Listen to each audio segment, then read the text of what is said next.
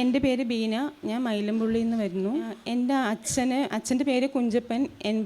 80 വയസ്സ് പ്രായമുണ്ട്. അച്ഛന് തലയിൽ ബ്ലഡ് ക്ലോട്ടായി BP കൂടിയിട്ട് ഹോസ്പിറ്റലിൽ കൊണ്ടുപോയി.